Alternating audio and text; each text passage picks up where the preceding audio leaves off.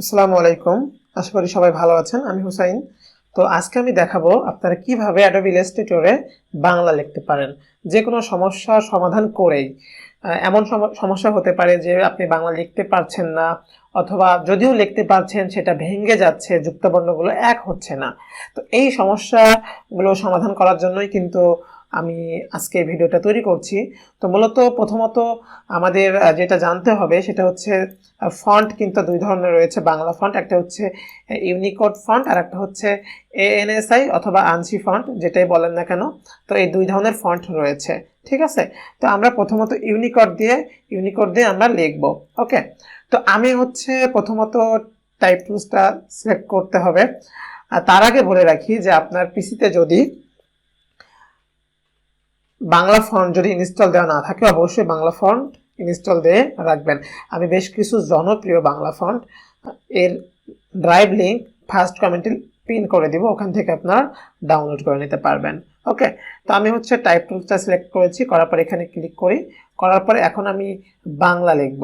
তো আমি মূলত যেভাবে বাংলা লিখি সেটাই আমি শেয়ার করব। আমি হচ্ছে অভ্র দিয়ে বাংলা লিখি। তো এখন যে অভ্রতে সেটিং রয়েছে সেটা হচ্ছে আমি যেটাই ক্লিক করি না কেন ইউনিকোডে যাবে, ঠিক আছে, বা যেটাই টাইপ করি না কেন ইউনিকোডে এখানে আসবে, ঠিক আছে। তো আমি হচ্ছে এখান থেকে বাংলা সিলেক্ট করলাম এবং এখান থেকে আমি একটা ফন্ট, ইউনিকোড ফন্ট আমি সিলেক্ট করে রাখি আগে থেকে, ঠিক আছে। সোলাইমান লিপি, এটা হচ্ছে একটি ইউনিকোড ফন্ট। ওকে, তো আমি সোলাইমান লিপি বোল্ড এই ফন্টটা আমি সিলেক্ট করলাম এবং এখান থেকে বাংলা করে দিলাম। এবং আমার কিবোর্ড থেকে আমি হচ্ছে এখন লিখব আমার সোনার বাংলা। আমার সোনার বাংলা লিখেছি। তো এখানে সোনার বাংলাটির সমস্যা দিচ্ছে, তো এটা আমরা সমাধান করে ফেলবো। তো আমার বাংলা লিখলাম, অনেক সুন্দরভাবে কিন্তু লেখাটা হয়ে গেল। কিন্তু এখন যদি আমি যুক্ত বর্ণ করে লিখতে যাই, দেখি তো হয় কিনা।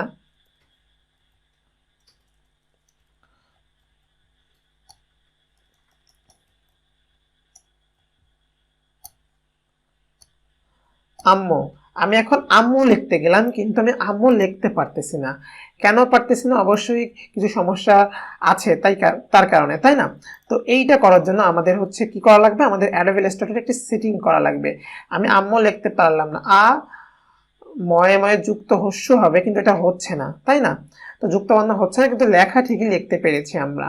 ওকে, তো আমরা হচ্ছে এডিটে যাব, তারপরে প্রেফারেন্সে যাব, যার পরে টাইপ এখানে আসব। আসার পরে আপনারা দেখুন এখানে যে একটি বক্স রয়েছে, এখানে টিক মার্ক দিয়ে দিবেন, শো ইন্ডেক্স অপশনস, এইটাতে আপনারা অবশ্যই টিক মার্ক করে দিবেন।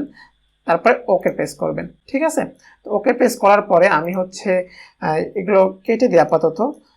আপনার পিসিটা রেজিস্টার দেওয়া লাগতে পারে অথবা অ্যাডোবি ইলাস্ট্রেটরটা কেটে আবার ওপেন করা লাগতে পারে। তো আমি দেখি হয় কিনা। এবার অলরেডি সোলাইমান লিপি দেওয়া রয়েছে। আমি এখন বাংলাটা সিলেক্ট, আম্মু, দেখুন কত সুন্দর করে আম্মুর লেখাটা হয়ে গিয়েছে এবার, ঠিক আছে।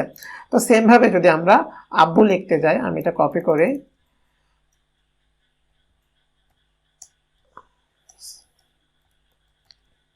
সরি,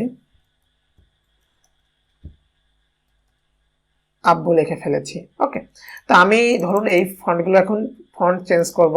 হিন্দি শিলিগুড়ি নামে একটা জনপ্রিয় ফন্ট রয়েছে, তো আমি এটা এখন সিলেক্ট করব। এটা হচ্ছে ইউনিকোড ফন্ট। ওকে, তো দেখুন আব্বু, অনেক সুন্দর করে আব্বু লেখাটা কিন্তু হয়ে গিয়েছে। তো ওকে, বুঝতে পারলেন যে কিভাবে যুক্তবর্ণ গুলো না হলে কি সেটিং করলেই হয়ে যাবে। ওকে, আশা করি এটা বুঝতে পেরেছেন। তো এটা আমরা ইউনিকোড দিয়ে লিখলাম। এখন আমরা এএনএসআই অথবা আনসি ফন্ট দিয়ে আমরা লিখব। তো আনসি ফন্ট আর ইউনিকোড ফন্ট দুইটা দুই রকম। তো এখান থেকে আপনি হচ্ছে যদি মনে করেন এখান থেকে অভ্র দিয়ে লিখবেন, তাহলে এখান থেকে একটা সেটিং করতে হবে, আউটপুট আনসি, ঠিক আছে। এখানে ক্লিক করবেন, করার পর ইউজ আনসি এনিওয়ে, এটাতে ক্লিক করে দিবেন। দেওয়ার পরে কি করতে হবে, দেওয়ার পরে এখন যদি লেখেন, আমি এখানে লিখলাম যে আম্মু, কিন্তু হচ্ছে না, কারণ আমার এটা ইউনিকোড ফন্টটা সিলেক্ট করা আছে। তো আমাকে এখন কোন ফন্টটা সিলেক্ট করতে হবে, আমাকে এখন সিলেক্ট করতে হবে যেটা আর কি আনসি ফন্ট। তো আনসি ফন্ট আমার কাছে বেশ কিছু আনসি ফন্ট রয়েছে, তো আমি সেই ফন্টগুলো এখন এখানে থেকে আমি সিলেক্ট করি। ধরুন এই ফন্টটা আনসি ফন্ট, তো আমি আম্মু লিখি আবারও সেম ভাবে। ওকে, হয়ে গেল। আনসি ফন্ট কিভাবে করতে হয় বুঝতে পারলেন। যদি মনে করেন যে আনসি লিখবেন না, আবারও এখান থেকে সেটিংটা ইউনিকোড দিয়ে দিবেন, তাহলে হয়ে গেল। আর আপনি অন্যভাবে একটা কাজ করতে পারেন, আপনি হচ্ছে এই ওয়েবসাইটটা যেতে পারেন অক্ষর52.com। তো এখানে এসে আপনি ইউনিকোডে লিখবেন। ধরুন লিখলেন, আমি আবারও একটু বোঝাই দিই যে ধরুন এখানে বেশ কিছু লেখা রয়েছে, তো আমি এগুলো হচ্ছে ইউনিকোড রয়েছে আনসিতে করবো। তো এখানে পেস্ট করে এখান থেকে কিন্তু আপনি কপি করতে পারবেন। আর একটা ওয়ে রয়েছে, সেটা হচ্ছে আপনি এই যে অব্র রয়েছে এখানে আসার পরে সেটিংয়ে ক্লিক করবেন, করার পর Unicode two visual text converter. তো এখানে আসবেন, এটা একটু ওপেন হতে সময় নিচ্ছে। তো আপনি হচ্ছে পেস্ট করবেন লেখাটা, সরি এই লেখাটা কপি করে আগে প্রথমে, তারপরে এই লেখাটা পেস্ট করার পরে এখান থেকে কিন্তু আপনি আনসিটা পেয়ে যাবেন। তো কন্ট্রোল এ দিয়ে আমি সব কপি করলাম, করার পর আমি যদি এখানে পেস্ট করে দিই তাহলে কিন্তু হয়ে যাচ্ছে। আমি আরেকটা আনসি ফন্ট ইউজ করি, আনসি বা এনএসআই অনেকে অনেক নামেই জানে, শতনিমজি বোল্ড। ওকে, তো দেখুন যে অনেক সুন্দর কিন্তু লেখাটা হয়ে গিয়েছে। ওকে, আশা করি বিষয়টা বুঝতে পেরেছেন।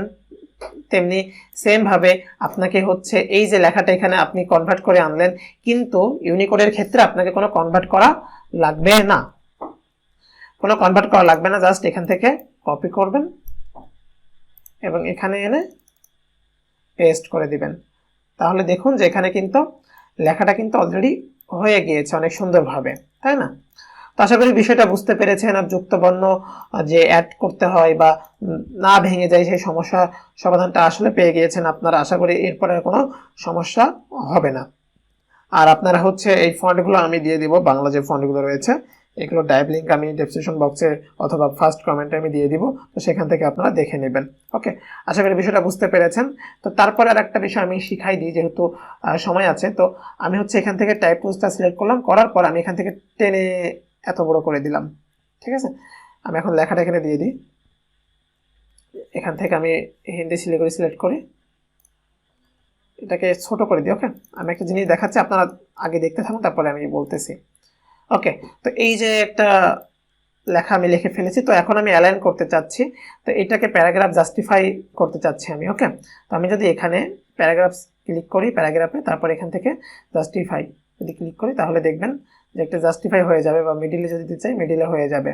তো আশা করি বিষয়টা বুঝতে পেরেছেন অনেক ভালোভাবেই। অনেক পত্রিকায় দেখবেন যে পত্রিকায় যে লেখাগুলো রয়েছে সেগুলো জাস্ট, অথবা আপনার বইয়ে দেখবেন যে এই লাইনের বাইরে কখনোই যায় না। ঠিক আছে, তো আসলে মূলত আমরা একটি পত্রিকায় যাই, প্রথম আলো, প্রথম আলো। ওকে, তো আমরা খেলাতেই যাই, আমরা কিছু টেক্সট কপি করে নিয়ে আসি। ওকে, যেখানে ভুল করলেন মাহমুদুল্লাহ। ওকে, দেখুন যে এখানে একটা জাস্টিফাই ভাবে দেওয়া রয়েছে। তো সবগুলো আমি কপি করলাম, কপি করে এনে আমি জাস্ট এখানে এটাকে কন্ট্রোল এ দিয়ে সব সিলেক্ট করলাম, কন্ট্রোল ভি দিয়ে পেস্ট করে দিলাম। তারপরে এখানে লেখাগুলো অনেক রয়েছে, আমি ছোট করে নিই লেখাগুলো। ওকে, আর একটু বড় করে দিই। ঠিক আছে, তো দেখুন লেখাগুলো কিন্তু এই বাইরে একটাও আসে নাই, এই বাইরে একটাও আসে নাই। কেন আসে নাই? কারণ আমরা এখান থেকে জাস্টিফাই করে দিয়েছি। Okay, justify with line, last line align left. ঠিক আছে, অথবা এটা যদি মিডিলে দিয়ে রাখেন তাহলে মিডিলে থাকবে লাস্ট লাইনের গুলো।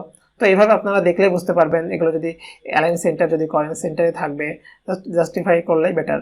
ওকে, আশা করি বিষয়টা বুঝতে পেরেছেন। আর এটাকে যদি একটু সুন্দর করে দেখাতে চান তাহলে এখান থেকে একটি শেপ দিয়ে দেন, এটাকে অ্যারেঞ্জ তো, ঠিক আছে। ওকে, আশা করি বিষয়টা বুঝতে পেরেছেন। লেখা এখন থেকে লিখতে পারবেন, বাংলা লেখা লিখতে পারবেন, কারণ আমাদের মাতৃভাষা বাংলা। এটা যদি ভালোভাবে লিখতে না পারেন এটা আসলে একটা লজ্জাজনক বিষয়। তো আশা করি এখন থেকে সব পারবেন। আর অবশ্যই আমার চ্যানেলের সঙ্গেই থাকুন, আশা করি নতুন নতুন আরও ভিডিও আসবে।